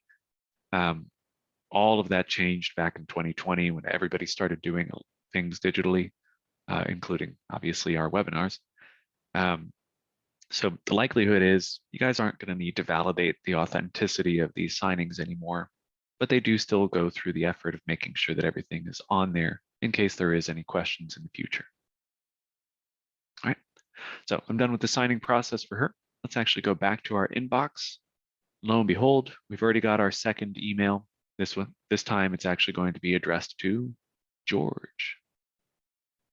Now, when we're looking at this from George's perspective, I'm going to click on Start Signing. He's going to get the exact same thing that we saw with Martha. We need to put in his PIN that I delivered to him. Click OK, accept. And just like we did with Martha, click on Start or the space bar, get a signature style. He's a little bit more into that late 90s handwritten style. Set signature, click. Do I like fruit baskets? Yeah, sure, why not? Don't need to sign that one. Any fruit allergies? Apples. Go, get my signature, initial, initial, initial, hey, and I'm done again. Now, I did want to point something out. Whenever we were adding in those either or initials, I can technically sign either or, but notice it's actually automatically changing which one is actually going to get that initial. So just like we had with the radio buttons. All right, click finish, complete signing, and he's all done as well. Notice he gets the exact same code. Again, the code is actually going to be done on a signing by signing basis, which means that whenever we start the signing, no matter how many participants are involved, they each get the exact same signing ID. If I start a brand new signing, it's going to have a brand new signing ID, even if there was 50 different participants involved. All right. Now, one last note before we switch back out from the recipient side of things. What we saw when we were going through this was actually just the signing process. After they're done with the signing process and everybody else has completed their signing process, they're eventually going to end up receiving a copy of both of those forms. So here we've already got one of those being done. This one was the one that was addressed to Martha. And in a moment here, we'll also see one that's been addressed to George as well. So both of them should receive their own copy. We shouldn't end up having to worry about whether or not they've received a copy after the fact. And Nikita asked, does the signing happen like this because you selected the tab for signers, or was it deselected? Oh, yeah, and actually just to clarify, the reason why we saw that in the specific order was because I checked the checkbox for signing order.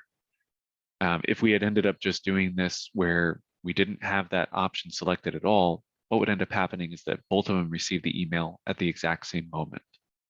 And then the same thing goes with the follow-up email, which frankly, I'm surprised actually hasn't.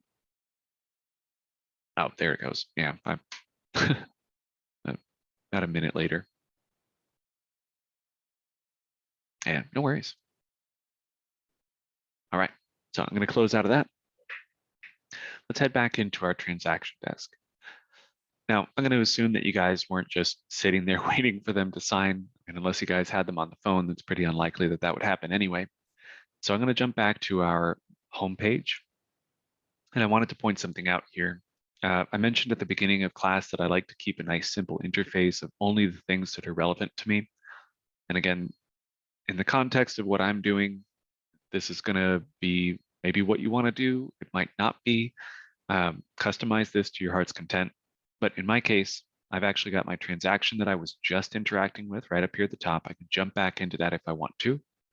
Or over here to the right, I actually have my Authentisign section, which shows that signing that we just initiated.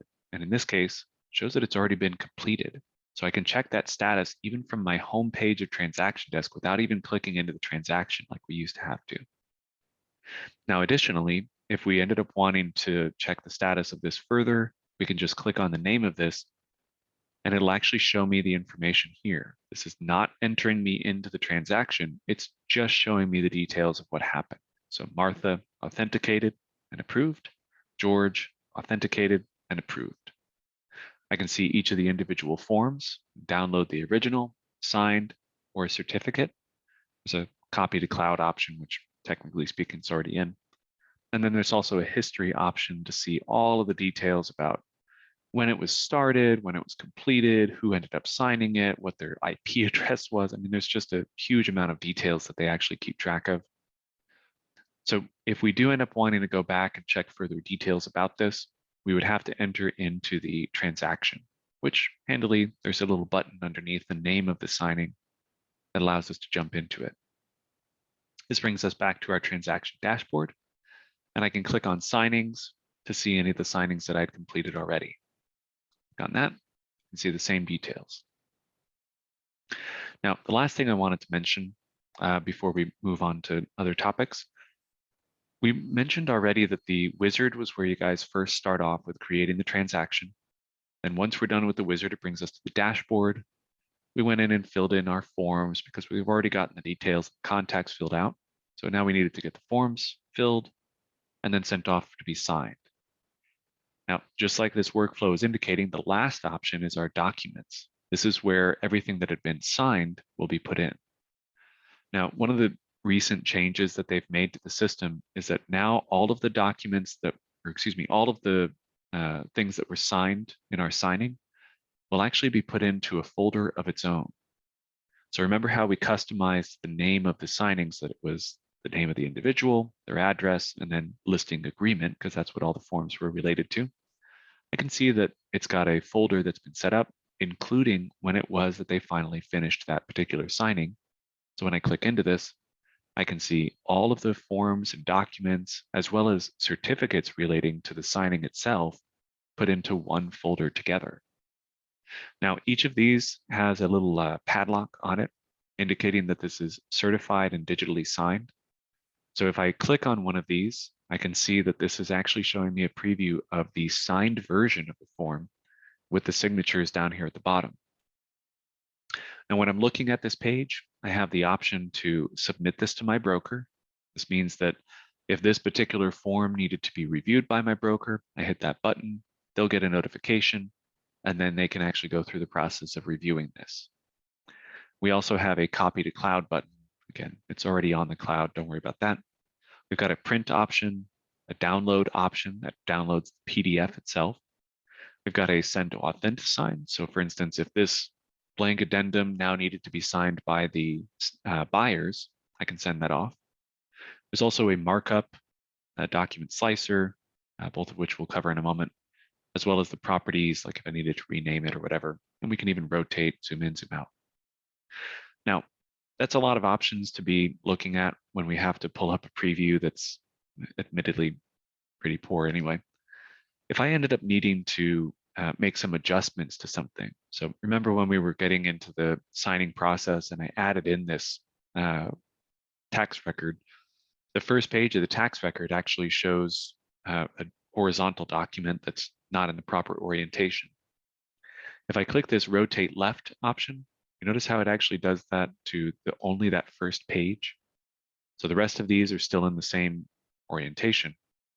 If we wanted to be a little bit more specific about that, or maybe even just separate this particular page out, it's actually the slice option.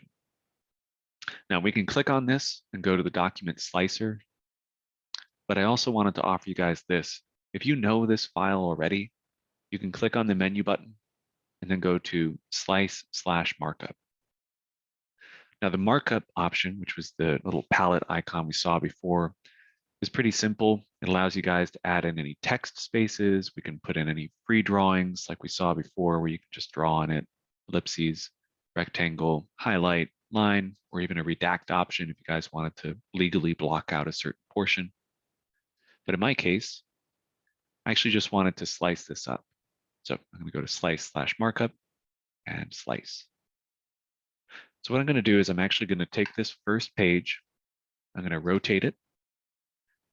Oops, the wrong button. Excellent work.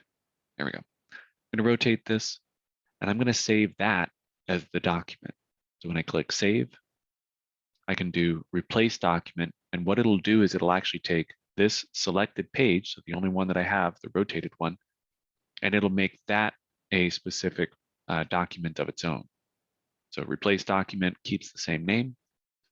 If I ended up wanting to leave that separate and just take these extra pages, I can also do save, save as, and do 314 Boulder. Perfect. Now, if I wanted to, I can also take those pages that were supposed to be in a separate document, save those off like I've already done, and then hit the remove pages, yep, and save. Perfect.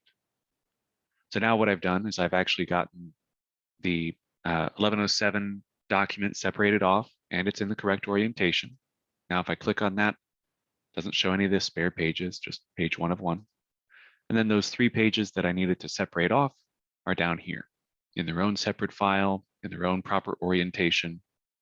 And that way I don't have to worry about that. Again, all of that was done under the slice option under slice/markup. Now, when I go through, if I wanted to highlight anything else on this, I can click on the little markup tool when I'm looking at the preview, or I can go back into slice/markup and use the markup option. Easy peasy.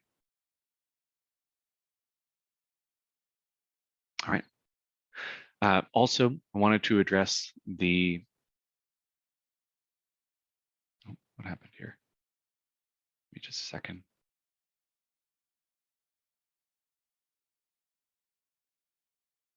Yeah, that's right. I also wanted to address the templates. We mentioned at the beginning of class, whenever we were going through the process of creating a new transaction, that there may be a section here for the template. This allows us to grab any of the templates that we've either previously created or any of the templates that have been created by our office. I can't stress enough how much time and effort the templates will save you guys. It's going to be down under the little gear icon here on the bottom left. This is where we can actually find a bunch of the different basic things like preferences. This is where you guys can maybe update your name, your office, phone number, whatever the case may be. But there's also going to be a section here under settings for transaction templates. Now, under transaction templates, it's going to show us any of the templates that either we've created. So those are going to show up with those individual face icons, and any of the ones that have been created by our office, which will show up with effectively an agent, and then there's going to be a little person behind it as well. If you hold your cursor over it, it'll say office. Now, in my case, I actually wanted to put together a brand new transaction template. This is going to be something that I'm going to use specifically for a residential listing packet. Get rid of all of these real quick. There we go. So I'm going to click on add, give it a name, residential listing packet. And I'm going to say that whenever I choose this residential listing packet, I automatically want the type to choose residential listing. This way I can put in my description, residential listing packet, including everything I need. Perfect. Now, the reason why I'm going to actually clarify that this is something that includes everything I need, this isn't going to be a option that I would create for just all of my different transaction types. There's two different schools of thoughts. I might as well explain this. There's two different schools of thoughts on this. If you end up creating a transaction template that's just going to be for a very specific situation, so like you guys may have noticed that I had one that was previously created for transactions that were auctions.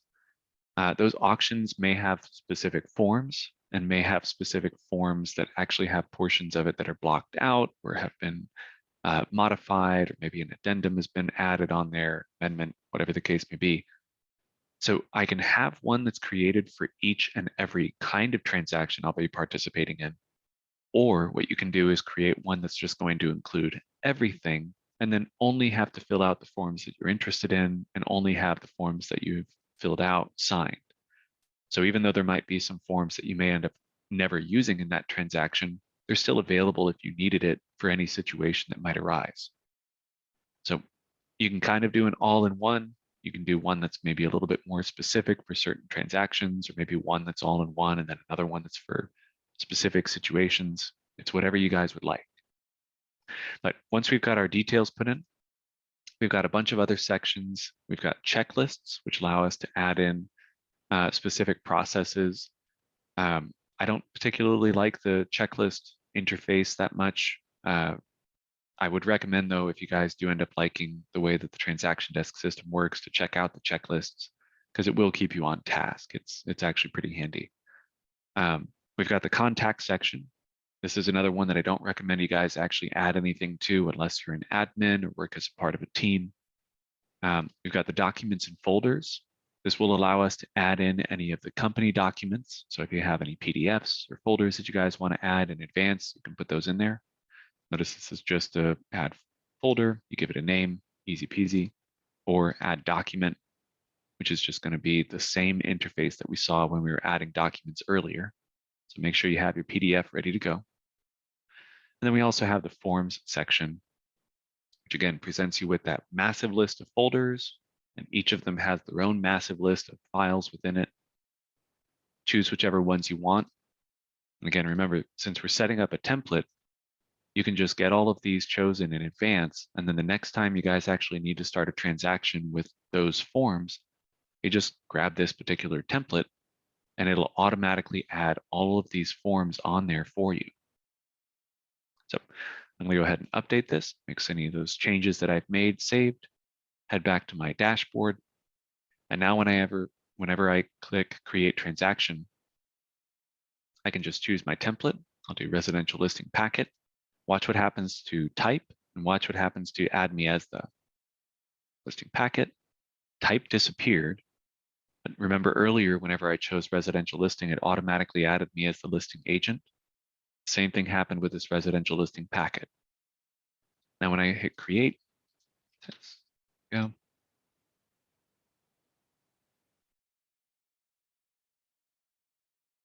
Perfect. I'm gonna head just straight over to the step 4 where we've got our forms. And I've already got all of those forms added. And the good news is any of the details, contacts, dates, whatever I've added already in the previous steps will automatically start showing up on here. Now, I also wanted to point out, and this is the last thing we'll cover before we head out for the day. If you guys are looking at a particular listing and you wanted to start a transaction with that listing, you can copy this number, and whenever you guys are starting the create transaction process, you can put the number in manually. But if you're already looking at a transaction, or excuse me, when you're looking at a listing, instead of copying this number, opening up transaction desk, clicking a button to start a new transaction, blah, blah, blah, so many steps, you can just click on this button over here to the right. Or if you're looking at the listing and your buyer is just super excited about this particular listing already, you can click on this start a transaction button, and it'll dump you directly into the creation of the new transaction. You put in the name up at the top. It's already got the address in there. And we've already got the import from that listing. So then I can just say residential sale packet or whatever the case may be, create, and we're good to go. And one of the cool things about this is that if there is, I mean, this happens to not have a disclosure on it because it is an exempt one. But if this is actually a property that has a disclosure on it, whenever we get to the documents section, it'll already have the property condition disclosure added to your transaction. So you won't even have to go and download that, re-upload it into your transaction for this. But that's about it. If you guys do end up having any questions or problems with Transaction Desk, everybody on our help desk is very familiar with it. We can guide you through as much as we can.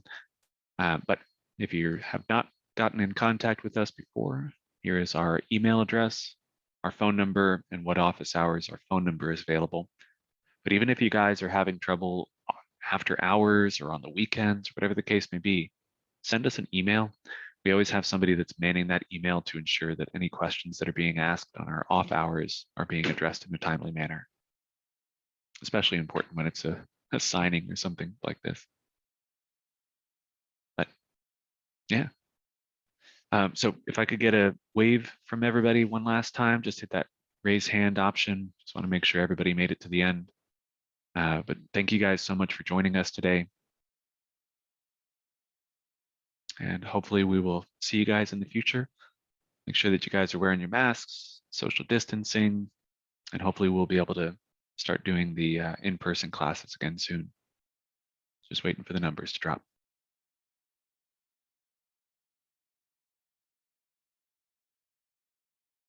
Oh, and just as a reminder, I'm going to be getting the, oh, thank you guys for putting your hands up.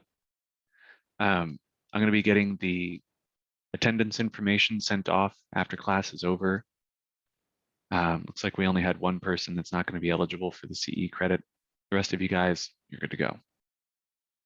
But, oh, and also the recording. I'll get the recording sent off as well. So if you guys end up wanting to kind of review this information later, you can always give us a call. You can always check the recording out, but no worries.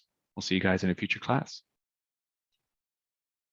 I'm going to leave the session running for just a little while longer if you guys want to ask a question before we leave. But otherwise, I hope you guys enjoy this nice weather while it lasts. I'm assuming we're probably going to end up having something crazy happen in the near future.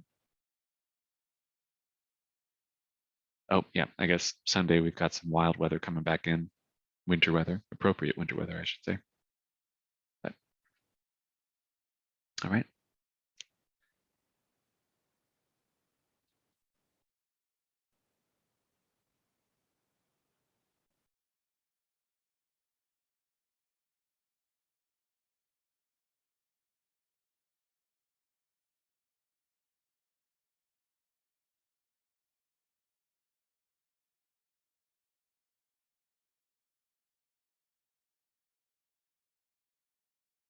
Yes. Yeah, Jerry, the recording will have the audio and the video going, so you can kind of scrub through that and watch where I'm clicking and see what I'm saying as well. Or hear what I'm saying, I should say. I mean, it'll probably be closed captioned automatically as well, so you can see it as well. Why not?